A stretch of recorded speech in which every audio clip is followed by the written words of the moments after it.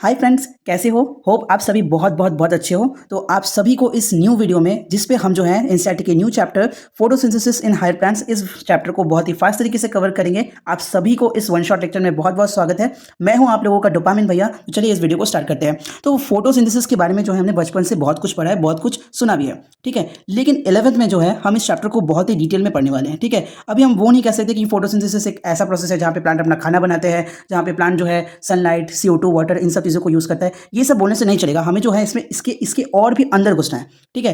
तो सबसे पहले ये जान लेते हैं कि फोटोसिंथेसिस एक सिंगल प्रोसेस नहीं है, उसमें दो दो चीज़ें होता है। एक होता है डार्क रिएक्शन और एक होता है लाइट रिएक्शन। ये दोनों रिएक्शन मिलकर ही होता है फोटोसिंथेसिस, ठीक है। अब इन्हीं दोनों रिएक्शन को हम जो है इस चैप्टर में बहुत ही ज़्यादा डिटेल में पढ़ेंगे और फोटोसिंथेसिस के रिलेटेड जितने भी सारे एक्सपेरिमेंट जो कि हमारे साइंटिस्ट लोगों ने किए हैं उसके बारे में सबसे पहले पढ़ेंगे, ठीक है। लेकिन सबसे पहले ये जान लेते हैं कि ये डार्क रिएक्शन और लाइट रिएक्शन का इनका एक छोटा सा इंट्रोडक्शन दे देते हैं।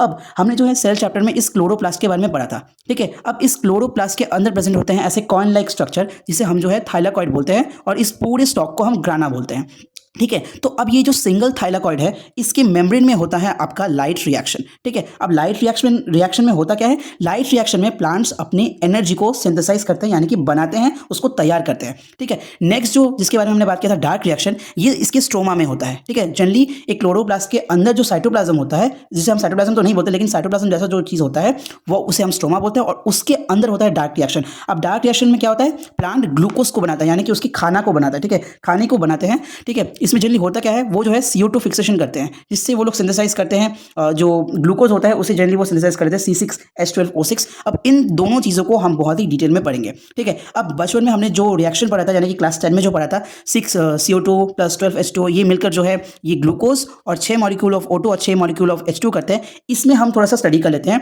यहाँ पे जो CO2 से ये जो ग्लूकोज बन रहा है, ये जो है डार्क रिएक्शन है, क्योंकि इधर जो ग्लूकोज यानी जो प्लांट का खाना है वो बन रहा है, ठीक है। और ये जो H2O से ये O2 बन रहा है ना, ठीक है, इसे हम बोल देंगे लाइट रिएक्शन, ठीक है, क्योंकि यहाँ पे जो है वाटर मॉलिक्यूल्स का स्प्लिटिंग हो रहा है। आगे जाके ये जो है NADPH और ATP का सिंथेसिस करते हैं, जिसके बारे में हम आगे पढ़ने वाले हैं, ठीक है।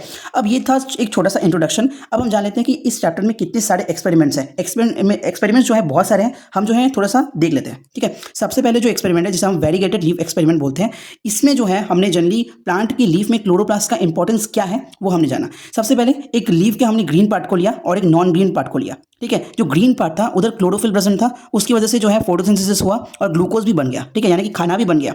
दूसरा जो नॉन ग्रीन पार्ट था, यानी कि येलो जो पार्ट था, उधर क्लोरोफिल एब्सेंट था, तो ग्लूकोज भी नहीं बना, यानी कि फोटोसिंथेसिस भी नहीं हुआ, ठीक है।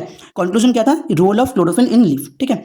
नेक्स्ट जो एक्सपेरिमेंट है वो रोल ऑफ लाइट को बताता है, यानी कि एक लीफ लिया, उसकी एक साइड को जो है हमने ब्लैक टेप से ढक दिया, ताकि किसी भी तरह उसके ऊपर जो है लाइट ना गिर सके, यानी कि उसे हमने कवर कर दिया, और उसकी दूसरे पार्ट को हमने अनकवर्ड ही रखा, ठीक है। फिर हमने जब देखा ये जो अनकवर्ड पार्ट था वो लाइट के डायरेक्ट कांटेक्ट में था, तो इधर लाइट भी प्रेजेंट था, ठीक है, और फिर स्टार्च भी बना और फोटोसिंथेसिस भी हुआ। स्टार्च के प्रेजेंस को हमने कैसे किया? इसमें हम आयोडीन सोल्यूशन डालते हैं, और अगर आयोडीन सोल्यूशन डालें तो वो ब्लू ब्लैक कलर में चेंज हो जाता है उसका कलर, ठीक है। लेकिन जो अनकवर्ड पार्ट था उधर हमने देखा कि जो स्टार्च है वो नहीं बना, और इसका मतलब फोटोसिंथेसिस भी नहीं हुआ। नेक्स्ट एक्सपेरिमेंट में हम चल जाते हैं, जिसे हम मॉल हाफ लीफ एक्सपेरिमेंट बोलते हैं, ठीक है। इसमें क्या हुआ? हमने एक लीफ के हाफ साइड को जो है बाहर रखा, और एक साइड को जो है हमने एक KOH वाले बीकर में घुसा दिया, ठीक है। KOH क्या होता है ना, ये एक CO2 का एक अच्छा एब्जॉर्बर होता है, ठीक है। इसका मतलब इसके अंदर जो है CO2 अब नहीं है, ठीक है, क्योंकि जितना भी CO2 इसके अंदर था ना, वो KOH ने जो है एब्जॉर्व कर लिया। अब इसके अंदर CO2 नहीं है, और बाहर जो है ये CO2 के डायरेक्ट कांटेक्ट में है।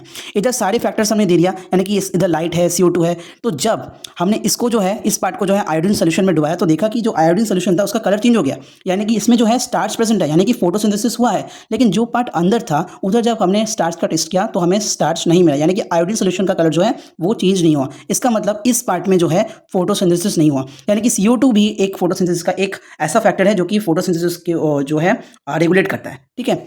नेक्स्ट हम चले जाते हैं प्रिस्ली के बेल जार एक्सपेरिमेंट में, जिसके अंदर हमने रोल ऑफ ग्रीन प्लांट और डिस्कवरी ऑफ ऑक्सीजन को भी देखा, ठीक है।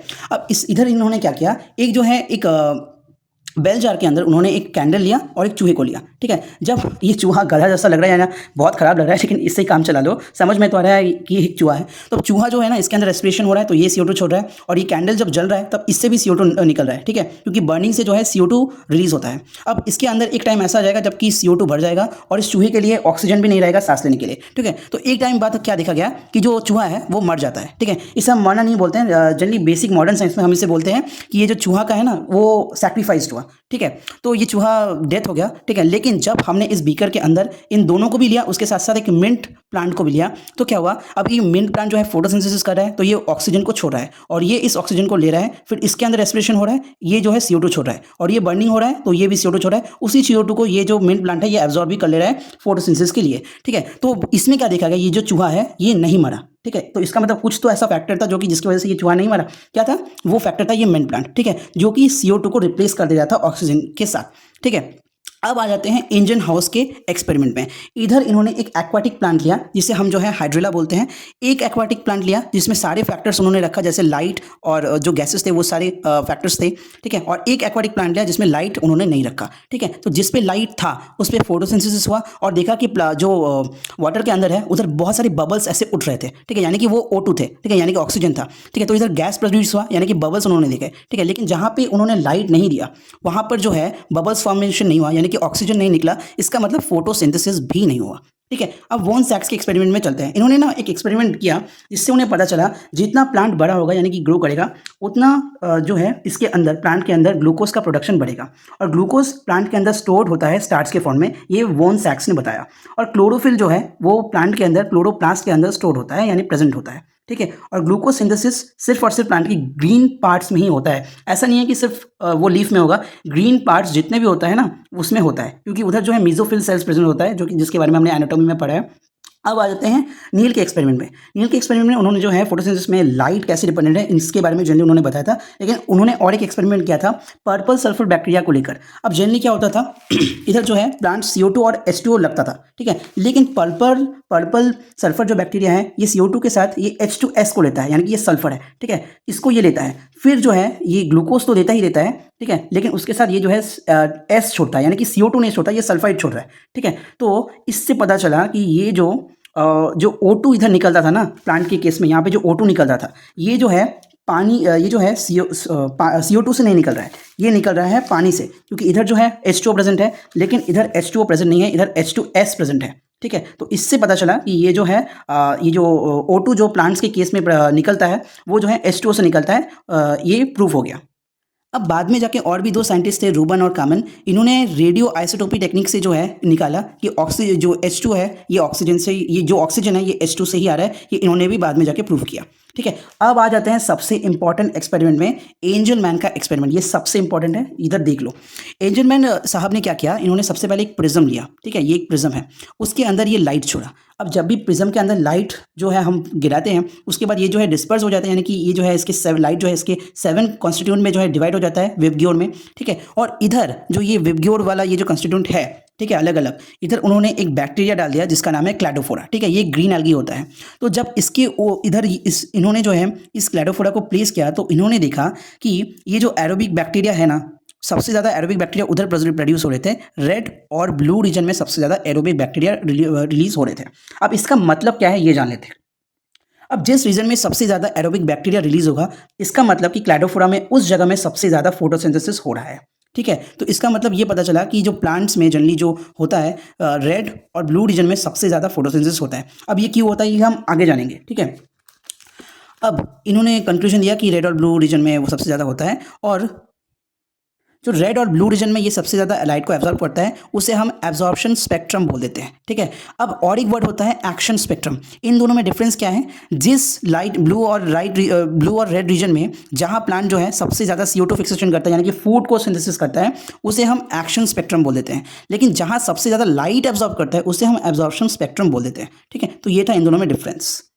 अब एक एक्स्ट्रा कॉन्सेप्ट मैं आपको बता देता हूँ जो कि जो NCERT में भी गिवन है, लेकिन ज़्यादा पूछते नहीं है लेकिन पूछ भी सकते हैं। जब लाइट का इंटेंसिटी ज़्यादा होता है ना तो क्लोरोफिल सेल्स अपने आप को बचाने के लिए लाइट से वो जो है ऐसे परपेंडिकुलर हो जाते हैं, ठीक है। लेकिन जब लाइट का इंटेंसिटी जो है कम होता है तो उन्हें ज़्यादा लाइट की ज़रूरत है ताकि वो फोटोसिंथेसिस कर पाए, तो उसके लिए वो जो है ऐसे पैरेलल हो जाते हैं मेसोफिल सेल के वॉल के साथ, ठीक है। पैरेलल होंगे तो ज़्यादा इधर लाइट आ रहा है, ठीक है, और अगर परपेंडिकुलर होंगे तो उनके सरफेस में कम लाइट आ रहा है, ठीक है, ताकि वो अपने आप को बचा सके हैवी सनलाइट से, ठीक है। तो ये कॉन्सेप्ट मैंने आपको बता दिया। और एक जो कॉन्सेप्ट है छोटा सा जो कि पहले हुआ करता था जिसे हम कैम्प पाथवे बोलते हैं, जो फोटोसिंथेसिस है वो जो है कुछ प्लांट्स में स्टेम में भी होता है जैसे ओपनशिया और यूफोर्बिया, ठीक है, इसे हम कैम्प पाथवे बोलते थे जो कि अभी सिलेबस में नहीं है, ठीक है। अब हम पढ़ेंगे टाइप्स ऑफ पिगमेंट।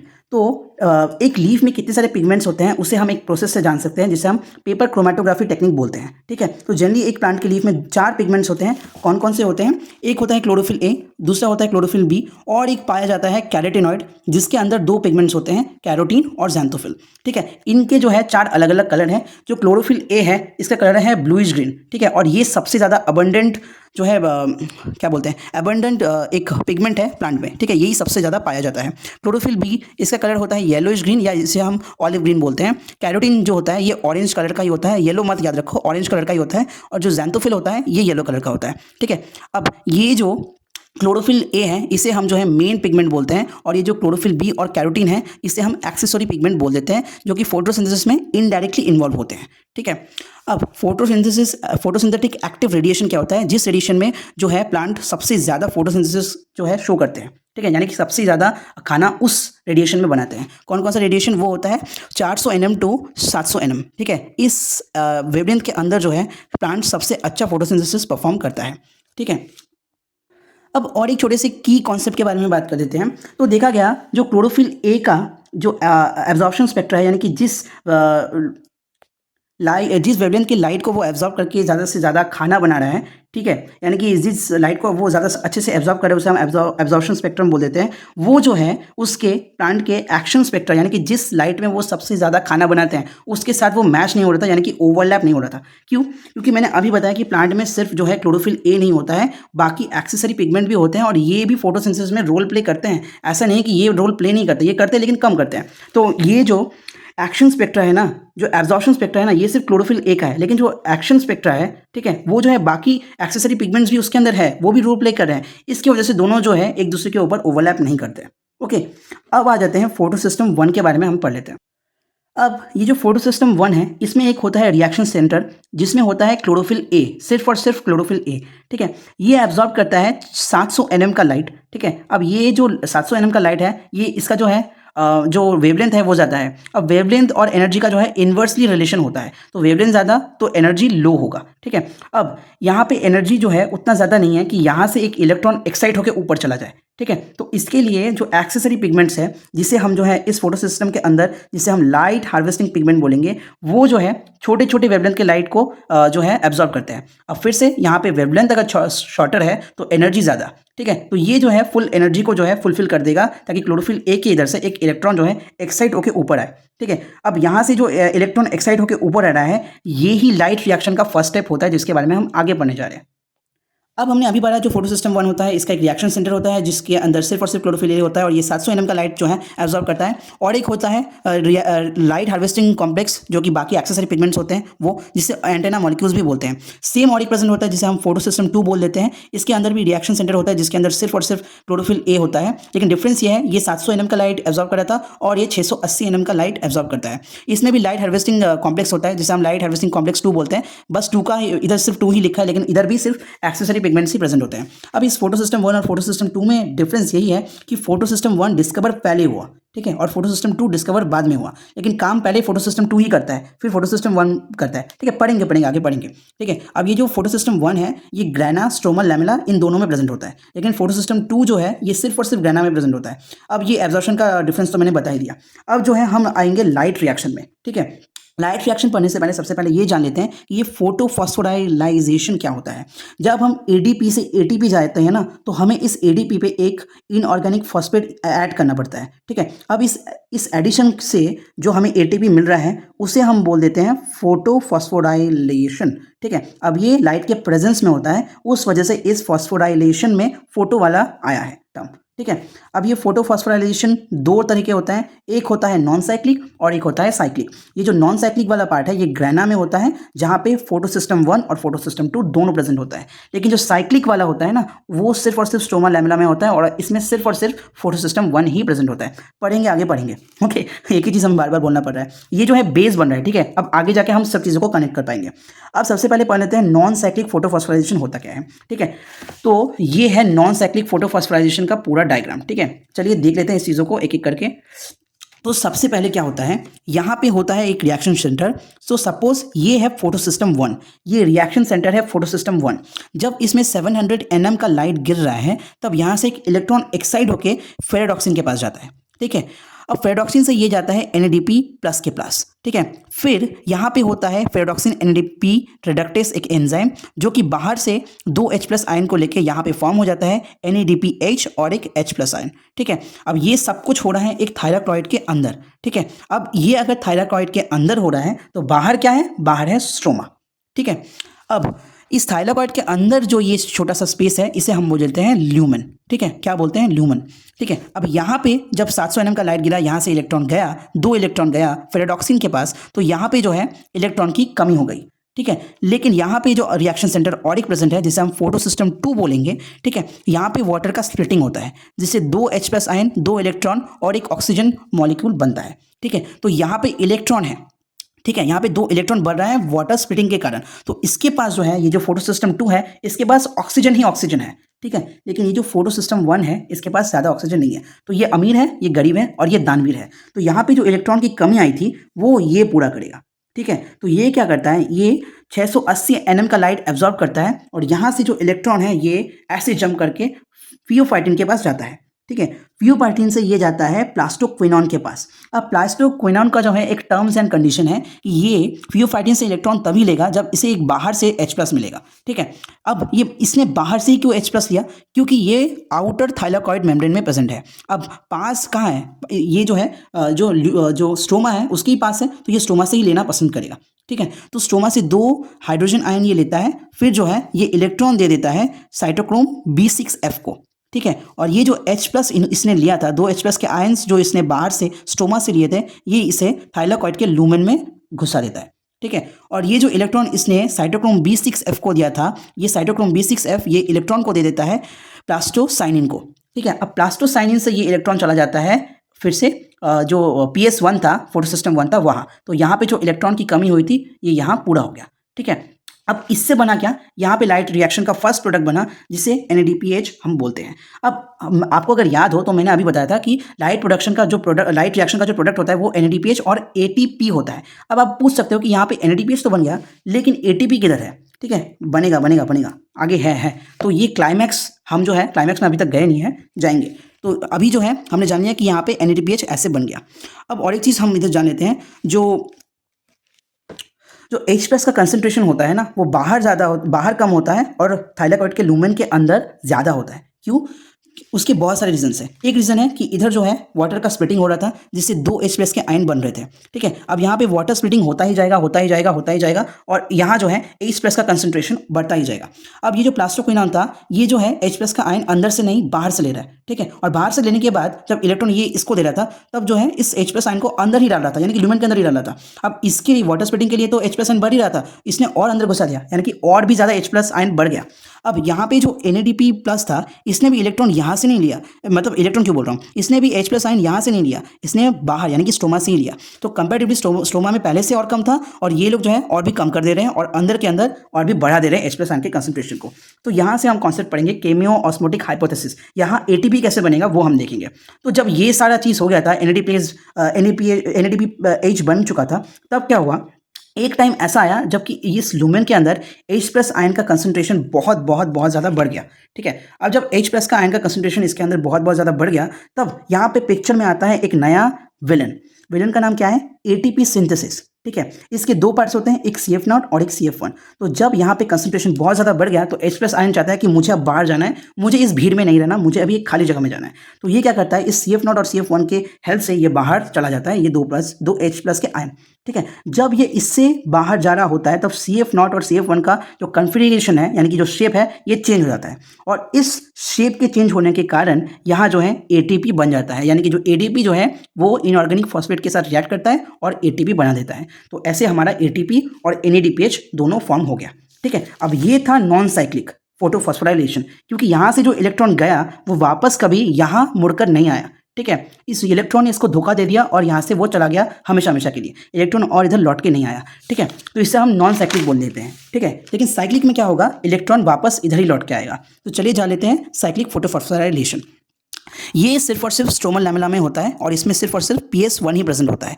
इस रिएक्शन सेंटर में सिर्फ और सिर्फ PS1 ही प्रेजेंट है, ठीक है। और एक बात, इधर जो NADP रिडक्टेस एंजाइम प्रेजेंट नहीं है, इसका मतलब इधर NADP का फॉर्मेशन नहीं होगा, सिर्फ और सिर्फ जो है एटीपी का फॉर्मेशन होगा। ठीक है, अब ये कैसे होता है देख लेते हैं। सबसे पहले ये जो रिएक्शन सेंटर है यानी कि PS1 है, ये जो है 700 nm का लाइट जो है एब्जॉर्ब करेगा। एब्जॉर्ब करने के बाद 2 इलेक्ट्रॉन फेरेडॉक्सिन को देगा। फेरेडॉक्सिन से ये जो है साइटोक्रोम B6 के पास जाएगा, फिर जो है ये प्लास्टोसाइनिन के पास जाएगा और प्लास्टोसाइनिन इससे जो है फिर से रिएक्शन सेंटर यानी कि PS1 को लौटा देगा।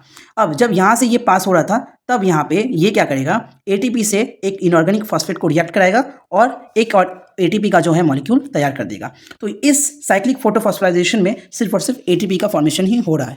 ठीक है, अब यहाँ पे जो NADPH और यहाँ पे जो एटीपी बना था, ठीक है, इसका यूसेज क्या होगा।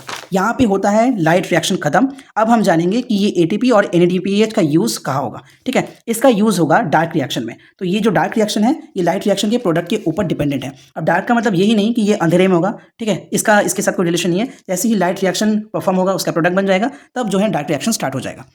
ठीक है, तो साइंटिस्ट लोगों ने सबसे पहले ये देखा जो डार्क रिएक्शन का फर्स्ट प्रोडक्ट बन रहा था वो 6 कार्बन का बन रहा था। ठीक है, सॉरी 3 कार्बन का बना था। तो 3 कब बनेगा, जब 2 कार्बन पहले से रहेंगे और 1 कार्बन आके जुड़ेगा तो यहाँ पे 3 कार्बन बनेगा। ठीक है, तो साइंटिस्ट लोगों को लगा कि जो कार्बन का पहला एक्सेप्टेड है वो 2 कार्बन का है। ठीक है, 2 कार्बन का है, लेकिन बाद में जाके पता चला कि जो पहला एक्सेप्टेड है वो 5 कार्बन का है। अब ये कैसे हो सकता है, 2 + 1 होता है 3। ठीक है, 5 + 1 तो 3 नहीं होता है। ये कैसे हो रहा है, तो ये हम जानेंगे केल्विन साइकिल में। ठीक है, ये केल्विन साइकिल डार्क रिएक्शन का एक पार्ट है। ठीक है, अब इस केल्विन साइकिल में होता क्या है चलिए देख लेते हैं। अब केल्विन साइकिल में सबसे पहले RuBp होता है जो कि 5 कार्बन का जो है एक मॉलिक्यूल होता है। जब इससे एक कार्बन डाइऑक्साइड रिएक्ट करता है ना तब ये 6 कार्बन मॉलिक्यूल बन जाता है। ठीक है, जब ये इसका कार्बोक्सिलेशन हो रहा है क्योंकि इधर CO2 ऐड हो रहा है, जब इसके साथ CO2 ऐड होगा ये 6 कार्बन मॉलिक्यूल का एक प्रोडक्ट बन जाएगा जो कि अनस्टेबल होता है। उसकी वजह से ये 2 मॉलिक्यूल में डिवाइड हो जाएगा। अब 6 को अगर 2 से डिवाइड करते हैं तो 3 होता है। तो 3 कार्बन का 2 मॉलिक्यूल बनेगा, एक जिसको हम फॉस्फोग्लिसरिक एसिड बोलते हैं यानी कि PGA बोलते हैं। ये 3 कार्बन का 2 मॉलिक्यूल बनेगा यानी कि एक में 3 है और दूसरे मॉलिक्यूल में 3 है। ठीक है, एक में 3 कार्बन दूसरे में 3 कार्बन।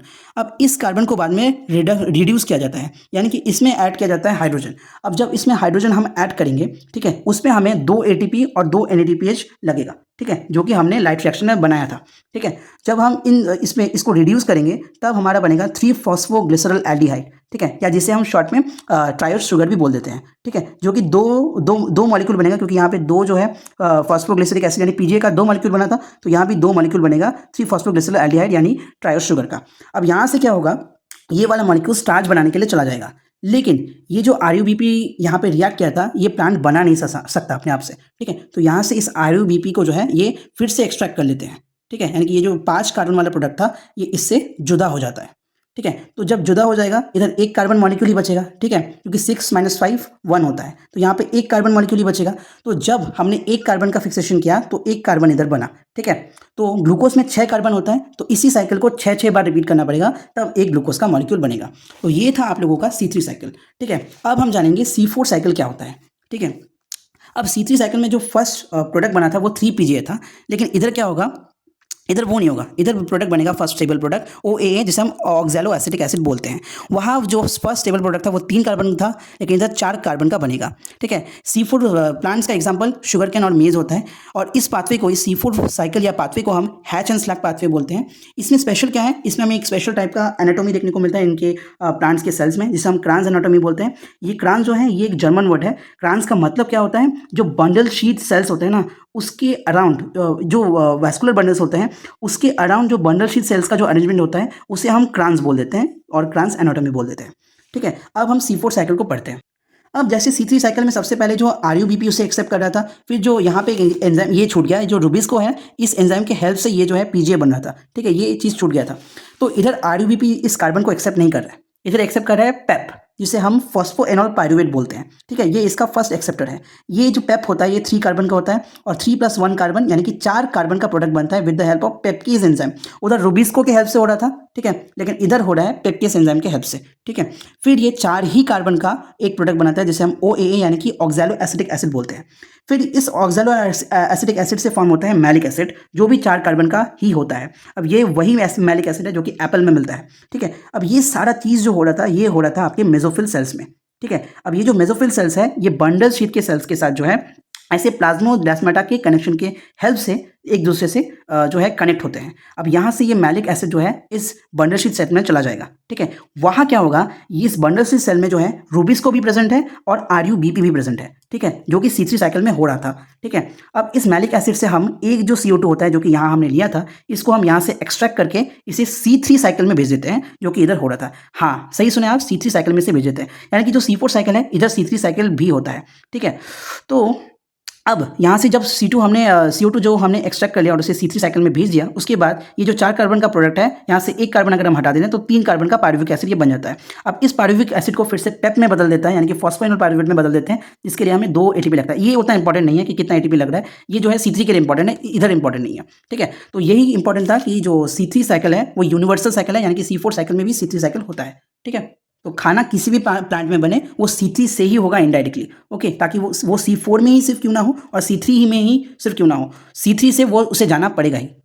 तो हम यहाँ पे जो है एक C3 और C4 के बीच में एक डिफरेंस है, जिसे आप पॉज करके देख सकते हो, ठीक है। हम जो है अभी आगे बढ़ने वाले हैं। अब ये जो C4 साइकिल है इसे C3 साइकिल से बेटर क्यों बोलते हैं, क्योंकि इधर जो है फोटो रेस्पिरेशन नहीं होता है C4 में, लेकिन इधर होता है। क्यों? क्योंकि ये जो रूबिस्को था ना, ये रूबिस्को, ये इसके बारे में हम आगे पढ़ेंगे कि ये जो है फोटोफॉस्फोराइलेशन कर देता है, यानी कि यहाँ जो है ये CO2 के साथ रिएक्ट कर रहा था, लेकिन ये कभी भी अगर O2 के साथ रिएक्ट कर दें तो ये जो है फॉस्फोग्लिसरिक एसिड के साथ कुछ बनता है, जिसके बारे में हम आगे बढ़ेंगे, ठीक है। अभी के लिए जान लो कि यहाँ पे जो फोटो रेस्पिरेशन इधर नहीं होता C4 में, लेकिन इधर होता है, ठीक है, और ये एक वेस्टफुल प्रोसेस है, ओके। और जो CO2 का जनरेशन होता है इधर जो है कंसंट्रेशन हमेशा हाई होता है C4 प्लांट्स में, जिसकी वजह से जो है रूबिस्को कभी भी ऑक्सीजनेस एक्टिविटी नहीं शो कर पाता है, ठीक है। और जो पेप्केस एंजाइम होता है उसका CO2 के साथ बाइंडिंग ज़्यादा स्ट्रॉन्ग होता है, यानी कि कभी आप इधर रूबिस्को रख दो और पेप्केस रख दो और यहाँ पे कुछ CO2 है, तो वो हमेशा मैक्सिमम चांस यही होता है कि वो पेप्केस के साथ बाइंड करेगा, रूबिस्को के साथ नहीं करेगा, ठीक है। और एक बात ये है कि जो C4 प्लांट्स है ये हायर टेम्परेचर के लिए सबसे बेस्ट होता है, यानी कि ये जो है ज़्यादा टेम्परेचर हाई है तो उधर जो है फोटो रेस्पिरेशन नहीं करेंगे, लेकिन जो C3 प्लांट्स होता है ये हायर टेम्परेचर में फोटो रेस्पिरेशन कर देते हैं, ठीक है। अब इतना ज़्यादा फोटो रेस्पिरेशन बोल रहे हैं तो फोटो रेस्पिरेशन होता क्या है वो देख देते हैं। अब इस फोटो रेस्पिरेशन को हम जो है C2 साइकिल भी बोल देते हैं। ये एक वेस्टफुल प्रोसेस है, जहाँ पे क्या होता है, जो RuBP होता है ना, वो CO2 के साथ रिएक्ट करने के ना करके वो O2 के साथ रिएक्ट कर देता है, ठीक है, जिससे जो है एनर्जी जो है वेस्ट होता है। अब यहाँ पे देख लेते हैं इसके रिएक्शन को। जो RuBP है उसे CO2 के साथ करना चाहिए था, लेकिन वो O2 के साथ जो है रिएक्ट कर रहा है, और 3PGA तो बन ही रहा है, जो कि C3 में भी बन रहा था। तो आप बोल सकते हो कि यहाँ पे तो 3PGA बन रहा है, तो प्रॉब्लम क्या है, लेकिन 3PGA नहीं बन रहा है, उसके साथ साथ बन रहा है फॉस्फोग्लाइकोलेट, ठीक है, जो कि 2 कार्बन का है। ये जो है एक्स्ट्रा बन रहा है और यहाँ पे 2 मॉलिक्यूल्स ऑफ PGA बनना चाहिए था, लेकिन 1 मॉलिक्यूल बन रहा है। तो ये एक वेस्टफुल प्रोसेस है, जिससे एनर्जी भी वेस्ट हो रहा है और CO2 भी नहीं बन रहा है, उसका फिक्सेशन भी नहीं हो रहा है, तो खाना इनडायरेक्टली बन नहीं रहा है, सारा कुछ वेस्ट हो गया, ठीक है। तो इसलिए जो फोटो रेस्पिरेशन है वो एक वेस्टफुल प्रोसेस है, और ये जो है C3 प्लांट्स में देखा जाता है, C4 प्लांट्स में ये नहीं होता है, ठीक है। अब आ जाते हैं कि फोटोसिंथेसिस को कौन से फैक्टर जो है वो अफेक्ट करते हैं। सबसे पहले लीफ का साइज और जो है उसका एज, लीफ का एज जो है फोटोसिंथेसिस को डायरेक्टली जो है अफेक्ट करता है। अगर लीफ का साइज ज़्यादा होगा तो उसके अंदर क्लोरोफिल जो है वो ज़्यादा होंगे, तो इस वजह से जो है इसके अंदर जो है फोटोसिंथेसिस ज़्यादा हो जाता है। अगर मैच्योर लीफ होगा तो वहाँ स्टोमाटा का काउंट और क्लोरोफिल का काउंट भी ज़्यादा होगा, तो फोटोसिंथेसिस भी ज़्यादा होगा। और कुछ फैक्टर जैसे वाटर, CO2, क्लोरोफिल, लाइट और टेम्परेचर, ये जो है इसका मेजर लिमिटिंग फैक्टर होता है, ठीक है। अब लिमिटिंग फैक्टर से मुझे याद आया कि इस चैप्टर में ब्लैकमैन्स लॉ ऑफ लिमिटिंग फैक्टर ये एक लॉ है। अब ये लॉ क्या कहता है, अगर कोई बायोकेमिकल रिएक्शन है और उसे ये मल्टीपल फैक्टर्स अगर उसको जो है अफेक्ट कर रहे हैं, ठीक है, तो कोई भी इनमें से फैक्टर अगर कम हो जाए तो वो एंटायर प्रोसेस जो है उस फैक्टर एक फैक्टर के लिए, एक लिमिटिंग फैक्टर के लिए पूरा प्रोसेस जो है वो अफेक्ट हो जाएगा, ठीक है। अब एक एक करके फैक्टर्स के बारे में पढ़ लेते हैं जो कि फोटोसिंथेसिस को अफेक्ट करते हैं। सबसे पहले वाटर। अगर वाटर कम होगा तो ट्रांसपिरेशन कम होगा, यानी कि स्टोमाटा ज़्यादा देर के लिए जो है क्लोज रहेंगे, ठीक है, तो CO2 जो है उसका एक्सचेंज नहीं हो पाएगा, ठीक है, इस वजह से जो है फोटोसिंथेसिस भी कम होगा। टेम्परेचर की बात करें तो डार्क रिएक्शन जो होता है वो टेम्परेचर से ज़्यादा अफेक्टेड होता है, क्योंकि यहाँ जो है एंजाइमेटिक रिएक्शन होते हैं। सो एंजाइम्स को एक ऑप्टिमल टेम्परेचर हमेशा के लिए चाहिए होता है ताकि वो अपना एक्टिविटी शो कर सके, तो उसके लिए जो है डार्क रिएक्शन सबसे ज़्यादा अफेक्टेड होता है। ऑप्टिमल टेम्परेचर जो है प्लांट्स के लिए जनरली जो है वैरी करता है, क्योंकि कौन सा प्लांट कौन से हैबिटेट में है उसके ऊपर भी उसका एक ऑप्टिमल टेम्परेचर डिपेंड करता है। लाइट की बात करते हैं तो लाइट का क्वालिटी है जो है वो जो फोटोसिंथेटिक एक्टिव रेडिएशन है वो 400 से 700 nm का है, जहाँ पे वो जो है बेस्ट फोटोसिंथेसिस जो है परफॉर्म करते हैं। और लाइट इंटेंसिटी जो है जो directly proportional to CO2 fixation, यानी कि जो जितना ज़्यादा लाइट होगा उतना ज़्यादा CO2 फिक्सेशन होगा, यानी कि प्लांट का खाना या स्टार्च जो है वो ज़्यादा बनेगा। लेकिन एक बात ध्यान रखने वाली ये है, अगर हम लाइट इंटेंसिटी को बढ़ाते जाए तो CO2 फिक्सेशन बढ़ेगा, यानी कि फोटोसिंथेसिस बढ़ेगा, लेकिन एक टाइम में जाकर क्या होगा, जो फोटोसिंथेसिस जो है वो कांस्टेंट हो जाएगा, यानी कि और नहीं बढ़ेगा, ऐसे बढ़ते बढ़ते बढ़ते कांस्टेंट। क्यों? क्योंकि बाकी जो फैक्टर्स है टेम्परेचर, वाटर, CO2 वो सारे जो है लिमिटिंग हो जाएंगे। अगेन वो ब्लैकमैन्स वाला लिमिटिंग लॉ, ठीक है, वो इधर काम करेगा क्योंकि हम एक ही फैक्टर को बढ़ाते जा रहे हैं लेकिन बाकी जो फैक्टर है वो लिमिट में प्रेजेंट है, इसलिए जो है वो कांस्टेंट बढ़ता नहीं जाएगा, ठीक है। और एक बात, जो फोटोसिंथेसिस के लिए जितना भी लाइट चाहिए होता है ना वो 10% ऑफ सनलाइट से ही हो जाता है। तो लाइट एक्चुअली वो फैक्टर नहीं है जो कि फोटोसिंथेसिस को डायरेक्टली जो है या ज़्यादातर जो है इफेक्ट करता है, ठीक है, क्योंकि 10% लाइट से भी प्लांट जो है खाना बना लेंगे जो कि सन से आ रहा है, ठीक है। लाइट इंटेंसिटी अगर बहुत ज़्यादा हो जाए तो क्लोरोफिल जो है वो डिस्ट्रक्ट हो जाएंगे, यानी खराब हो जाएंगे, नष्ट हो जाएंगे, जिससे जो है बाद में जाके फोटोसिंथेसिस जो है नहीं हो पाएगा। CO2 के बारे में बात करें तो CO2 जो है सबसे ज़्यादा मेजर फैक्टर है जो कि फोटोसिंथेसिस को इफेक्ट करता है। इन सारे फैक्टर्स में से सबसे इंपॉर्टेंट फैक्टर जो है वो CO2 है, ठीक है, वो जो है डायरेक्टली फोटोसिंथेसिस को अफेक्ट करते हैं, ठीक है। अब जितना ज़्यादा CO2 का कंसंट्रेशन बढ़ेंगे उतना ज़्यादा फोटोसिंथेसिस बढ़ेगा, अप टू कितना 0.05%, ठीक है, क्योंकि हमारे एटमॉस्फेयर में 0.03% प्रेजेंट है, लेकिन इससे ज़्यादा हम जो है CO2 को इंक्रीज नहीं कर सकते हैं। उसके बियॉन्ड जो है बाकी जो फैक्टर्स होते हैं ना, जो लाइट वाइट वो सब, अगेन वो ब्लैकमैन्स वाला लॉ जो है इधर काम कर लेगा, क्योंकि ये जो है हम बढ़ा रहे हैं लेकिन बाकी जो फैक्टर्स है वो लिमिट में प्रेजेंट है, ठीक है, तो वो जो है बाद में जाके कॉन्स्टेंट हो जाएगा, यानी कि फोटोसिंथेसिस पहले तो बढ़ेगा लेकिन बाद में जाके कॉन्स्टेंट हो जाएगा। और एक बात जो बहुत ही इंपॉर्टेंट बात है कि लो लाइट इंटेंसिटी में जो CO2 का कंसंट्रेशन का इफेक्ट है वो हमें ज़्यादा नहीं दिखता, लेकिन हाई लाइट में जो C3 एंड C4 दोनों प्लांट ही जो है CO2 के कंसंट्रेशन से रिस्पॉन्ड करते हैं। और एक बहुत ही इंपॉर्टेंट बात, जो C4 प्लांट्स हैं ये कम CO2 में भी रिस्पॉन्ड करते हैं, ठीक है, जो कि 360 माइक्रोलीटर में भी ये काम कर लेते हैं। और C3 प्लांट जो है इन्हें जो है ज़्यादा CO2 लगता है ताकि वो जो है रिस्पॉन्ड कर सके फोटोसिंथेसिस में, ठीक है। क्या कितना लगता है? 450 माइक्रोलीटर, ठीक है। और जो टमाटोज होते हैं वो C3 प्लांट्स होते हैं, टमाटो और बेल पेपर, तो इन्हें जनरली जो है ज़्यादा से ज़्यादा CO2 लगता है फोटोसिंथेसिस के लिए रिस्पॉन्ड करने के लिए, ठीक है। तो इन्हें जो है ज़्यादा से ज़्यादा जो है कार्बन डाइऑक्साइड रिच एटमॉस्फेयर में जो है इन्हें कल्टिवेट किया जाता है। तो ये था आपका full chapter photosynthesis in higher plants. Hope कि आप सभी को सारे टॉपिक जो है रिवाइज हो गया होगा, सब कुछ समझ में आ गया होगा। होप कि आपको ये वीडियो अच्छा लगा होगा। Thank you for watching.